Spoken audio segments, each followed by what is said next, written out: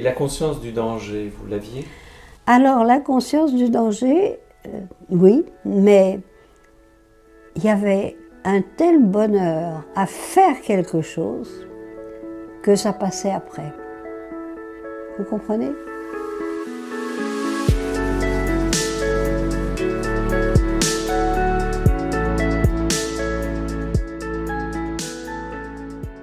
Mes parents étaient assez à droite, très, très patriotes. Ouais. Et mon père était d'origine hollandaise et avait été français par le droit du sol. Et je crois que cela a fait qu'il aimait la France plus que beaucoup de gens que je connais. C'est-à-dire que mon père avait été sous les ordres de Pétain pendant la guerre de 14. Ah oui, directement. Comme, il portait le courrier. Donc il avait pour Pétain, avant la guerre, une très très grande admiration. Et alors quand, après maintes difficultés, il est arrivé à nous rejoindre là où il nous avait envoyés lorsque les Allemands sont descendus, et qu'il a entendu le discours de Pétain, on a tous été bouleversés. Moi, je me rendais compte que j'étais mêlée à quelque chose qui était terrible. Mais par contre, lui, qui avait tellement, je dirais pas adoré Pétain, mais l'avait mis au nu, il a été horriblement choqué, peiné, et il avait une espèce de colère aussi. Voilà, ça c'est toute la famille. Maman, mon père. Alors mon frère est beaucoup plus marqué que moi. Vous ne pouvez pas le faire parler. Vos parents, je crois, ont un ami juif. On avait beaucoup d'amis juifs. Mais on avait beaucoup d'amis juifs, mais je ne le savais pas. Vous ne le saviez pas, en effet. Mais je pense qu'eux, ils s'en foutaient. Excusez l'expression, Ouais. Mais c'était ça. Le fait... En fait, moi, j'ai appris tout ça en étant assise sur une petite chaise qui existe toujours pour mon arrière-petit-fils. Et je n'avais pas le droit de me mêler à la conversation, mais j'avais le droit d'écouter. Oui. Et ça, de ce côté-là, ça rentrait facilement. Donc j'ai écouté ce que ça voulait dire. Et ce mot juif, je ne savais pas qu'il y avait des noms qui pouvaient être juifs et d'autres qui pouvaient. Mais où j'ai surtout appris qu'il y avait des juifs, c'est à Vincennes, au lycée de Vincennes, qu'il y avait toutes les juives qui étaient arrivées du centre de l'Europe, qui habitaient le 10e ou le 11e, et donc qui venaient au lycée. Des filles extrêmement brillantes qui arrivaient, elles ne parlaient pas un mot de français, et 2 ans après, elles raflaient tous les prix. Vous aviez des copines comme ça? Oui, oui. Il y en avait plusieurs que je n'ai pas retrouvées en rentrant de déportation. Oui. Elles ont quasiment toutes disparu. Oui, à Hélène Boucher, il y a toute la liste des Juifs qui ont été arrêtés d'ailleurs. Ouais. On était en vacances au moment où la guerre s'est déclarée. Juste. C'est vraiment, pour moi, ma dernière année d'enfance, si je peux dire, où je ne me rendais pas compte du tout, parce que pendant cette drôle de guerre, on ne se rendait pas du tout compte de ce que c'était que la guerre. Je n'avais que 13 ans. Et en fait, j'ai des souvenirs, mais pas des souvenirs tristes de ce moment-là. Des souvenirs d'enfants gâtés, des souvenirs de joie. Il y avait des dunes, et c'est une année où il a fait très froid et où il a neigé, et on faisait de la luge sur les dunes, et on faisait du patin à glace sur les flaques d'eau. Parce que vous imaginez que l'eau gelée, était glacée, était quand même gelée. Ouais.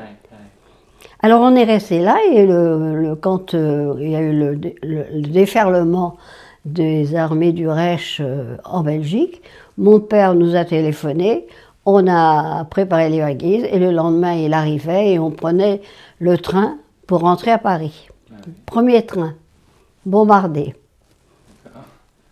On repart, on nous met un autre train au bout. On fait, je sais pas, 200 mètres, rebombardé. Et en même temps, on voyait de loin, ils venaient de bombarder, je ne sais plus si c'est Abbeville ou je m'étais dit que je cherche. Il y a un gros bombardement à Alors, Ville. c'est à Ville ou Amiens. C'était épouvantable. On voyait ça flambe. Alors, ce que vous voyez en ce moment, oui, c'est exactement la même chose. On était, alors après ça, on a été sur la route, et exactement la même chose, mitraillé par les avions qui venaient jusque sur la route mitrailler les gens. Moi, là, écoutez, l'autre jour, on m'a posé la question, quel est le moment qui a été le plus frappant pour vous? Eh bien, c'est très difficile à comprendre. Le moment qui a été le plus frappant pour moi de l'occupation, c'est lorsque nous sommes rentrés à Paris en revenant pas de Fort-Mahon, Torgau. Non, lorsqu'on est bien avant, voilà, de Pornic, on est arrivé et le chauffeur de taxi qui nous emmenait nous a demandé « Voulez-vous voir Paris sous l'occupation ?» Et là, j'ai compris ce que mon père avait dit en entendant le maréchal Pétain. C'est pas possible, il faut faire quelque chose. Je me disais, mais qu'est-ce qui peut vouloir faire? Eh bien, quand j'ai vu Paris occupé, et alors il y avait non seulement les Allemands qui descendaient les Champs-Élysées, parce qu'ils avaient fait tout un détour, il y avait aussi partout les rues, les noms des rues étaient écrits en gothique. On se croyait en Allemagne.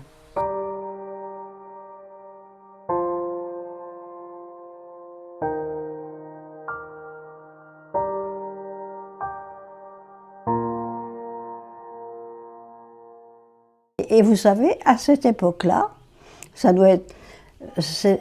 a été partout comme ça en France, quand on retrouvait quelqu'un qu'on n'avait pas vu depuis un certain temps, on les tâtait.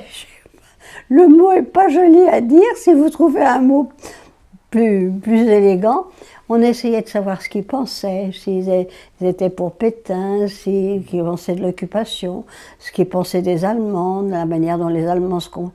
Et bien sûr, avec Jeannette et Jacqueline, on s'est trouvés sur la même longueur d'onde, car elles sont rentrées chez elles, et 3 ou 4 jours après, nous recevions à la maison une enveloppe de Kraft, vous savez, ces grandes enveloppes, bourrées, et quand on a ouvert, se sont échappés des quantités de petits papiers, c'était des tracts.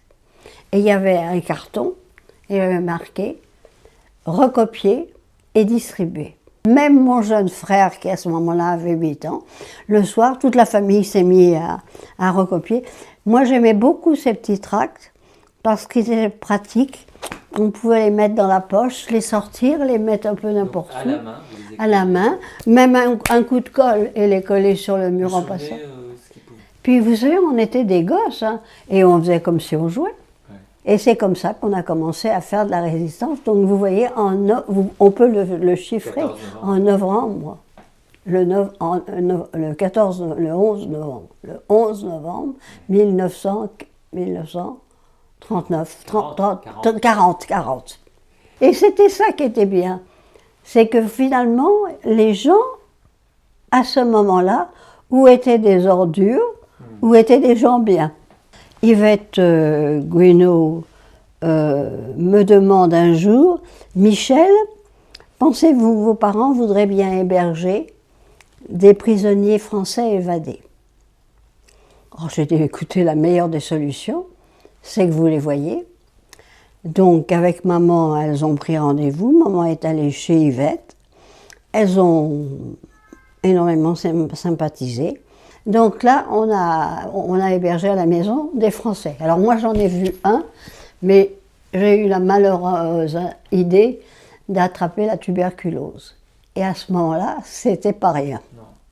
C'est-à-dire que j'avais ce qu'on appelle un érythème noueux, c'est-à-dire que, je ne sais pas, j'en avais partout. Enfin, toujours est-il qu'il a fallu que je parte. Alors je suis partie chez des cousins, en zone libre.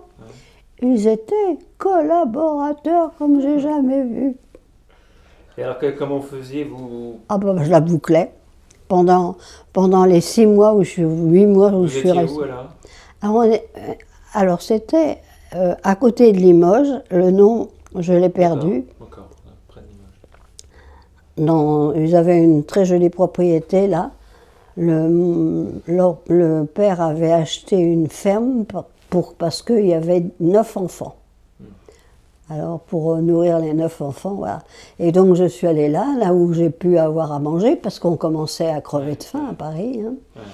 Et alors donc, quand je reviens, mes parents bien sûr m'attendent à la gare d'Austerlitz, mais ça c'est un souvenir, il y a 2-3 souvenirs très très marquants dans cette époque.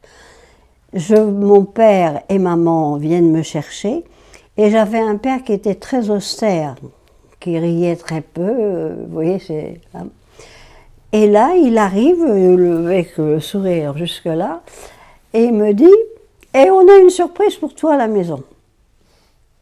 Je pensais que je n'ai jamais pensé à ce qu'il... Alors je ne sais pas ce que je dis, et puis on arrive à la maison, il me dit bah, « Ouvre la porte ». J'ouvre la porte, et je me trouve juste en face d'un grand type plus grand que vous, une tête de plus, qui me fait « Hello Michel ». C'était le premier Américain que l'on avait. Et vous êtes tombée amoureuse? Oh non, ils étaient moches. Il y avait ce garçon, alors il y en a eu un, il y en a eu deux, il y en a qui arrivaient par deux, par un. Généralement, on nous les amenait par deux pour qu'ils ne s'ennuient pas trop. Il fallait les occuper. Et non seulement les occuper, mais il fallait les réhabiller. Et tout était avec ticket. Les rechausser, alors ça, on n'a jamais pu. Ben non, ils avaient des boots, ils faisaient du 48, et les Français étaient encore petits à cette époque-là.